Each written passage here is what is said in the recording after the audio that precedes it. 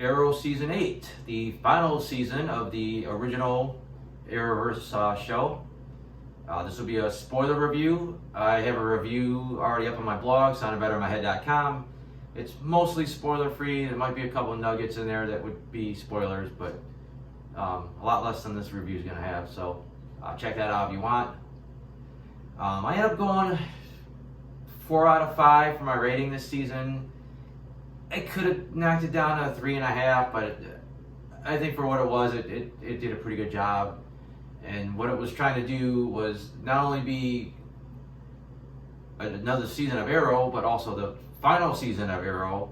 Plus, it had to set up the whole Crisis on Infinite Earths crossover. And I think it accomplished most of what it was supposed to do. On top of that, everything else is a short season. It was only 10 episodes. Basically, the first 8 were all tied to the crossover, and then the final 2 basically kind of wrapped things up. Plus, on top of that, everything else, they wanted to throw in a backdoor pilot to a potential Green Arrow and the Canary spinoff, so they had to kind of shoehorn that in at the end as well. The great thing about the Crisis on Infinite Earth crossover was that they were able to do a lot of stuff that they normally wouldn't be able to do in Arrow. So we got a lot of alternate Earths or alternate realities, just different takes on characters and things that, gave them a new way to tie in and, get that nostalgia in there and reference a lot of stuff that happened in the past and do it in a unique way. The spin-off stuff was okay. It was interesting enough on its own, but it did feel like it took a little wind out of the sails for the overall momentum of the show trying to finish off.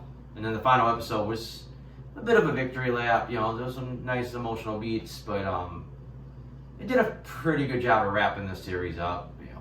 I'll talk about it a little bit more when I get to my notes on that final episode. And as far as these Arrowverse crossovers are going to go, it's going to be a little tricky. I'm going to talk about the episodes that are specific to Crisis on Infinite Earth. I don't know when I'm going to talk about the Crisis crossover in general. Maybe I'll get to the final part when I review Legends of Tomorrow many months from now. We'll see what I feel like doing. Also this season, it was basically the Oliver Diggle Mia show for the most part. Obviously it's Green Arrow, so the show's going to focus on him. There was a pretty big push on Diggle this season, and then when they brought the future characters to the past, Mia really stepped to the front. I mean, there was some stuff with William, but other than that, most of the rest of the characters kind of get shuffled into the background. Wild Dog and Canary, they play their parts, but they really don't get that much to do. They're just definitely supporting players this time around. Last season we had the flash forwards, which were pretty cool. Doing this season, this seemed a little redundant, especially they're telling you the world's about to end, so it's like, well, how is there a future to go back to? And just really felt like it wasn't adding anything until they basically flipped the script and they brought all those major future characters to the past, and that's when the story really, really worked and made some awesome character arcs. We really didn't get anything new as far as new characters this season. Like I said, a lot of it was just pushing towards the Crisis. We had no big bad outside the anti-monitor for the crossover. The show really didn't need any more bloat to it. I don't think that he needed to really take anybody else on, especially considering they only left the 2 episodes to wrap things up. So I think it worked for what it was. But again, thanks to all the time travel, rewriting reality shenanigans, a lot of characters that you wouldn't expect to show up. We got new takes on them or different versions on them. We've seen the mother show up. We've seen Quentin Lance show up. We've seen Emiko was back at one point. Tommy's back in a different way. It's a pretty cool way to bring some of these characters back the way they did it. Also at the end, where a lot of them apparently were all brought back to life. Unfortunately, some of the stuff we would wanted to see didn't make much of an appearance. They barely got to see much out of Chase. Barely got to see much out of Diaz. Whether you thought they were fan favorites or not, they kind of got shortchanged. Deathstroke was basically non-existent. I think the only shot they had of him was a reused footage. And a pretty big disappointment that Deathstroke was not used properly, and it made it even worse. All the Deathstroke gang stuff was happening without ever seeing the real Deathstroke. I don't have a ton else to say about the overall season. I think I did that now, so I'm just going to go through my notes and go episode by episode. Season premiere was fantastic. Love seeing this alternate reality where some of the major players are still alive. Oliver basically didn't get to Star City till a lot later, and you got stuff like Tommy is the Dark Archer in this era, and Adrian Chase is the Green Arrow, and there was some really cool stuff. Cool seeing these characters interacting with Oliver, really raising the stakes by having that Earth be destroyed at the end of the episode. I wish they would have. That Earth is kind of major to the Arrowverse lore. It was originally on the Flash, where we got Earth 2, and there's a lot of characters in there that the Flash show made you care about, and kind of would have been cool to see that, oh yeah, these guys got killed too, instead of just focusing on the Oliver Queen version of it. But later on they do address it. The Hong Kong stuff was so-so. I never really cared for that story arc in the original earlier episodes. They did use the opportunity to kind of continue to allow the Earth 2 Laurel to grow and become more of a hero. But there wasn't a lot of anything else that fantastic about it. The Ra's al Ghul episode stuff, basically just going back to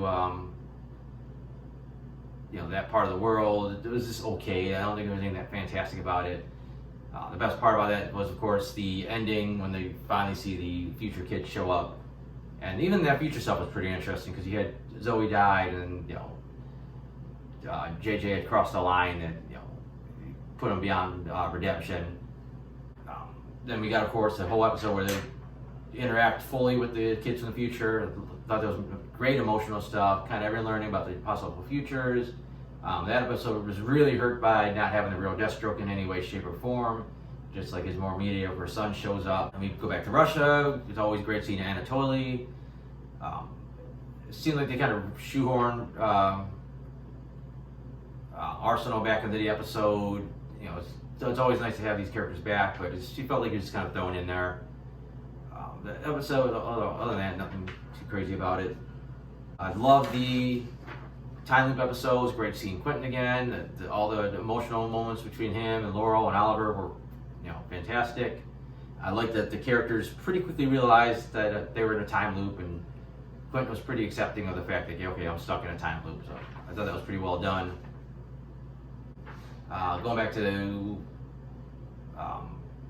Leon Yulin last time, it was nothing special. It was just an excuse for them to find a way to bring back some of the season 1, season 2 bad guys. It wasn't nothing special. And a really, really convoluted way of getting Lila to become the Harbinger. And then you get to the actual crossover episode. I thought the Monitor's origin was okay. Didn't add that much to the story. It was still poorly explained of what the Anti-Monitor really was. Of course, one of the best moments in the entire crossover is the appearance of the Ezra Miller DCEU Flash. Now it was a cool scene, but I thought it was a really well-written scene. I guess I found out later on he was just kind of thrown in there, and that's why he's never referenced again. They got him, they made a scene for him, and just went on with the rest of the crossover.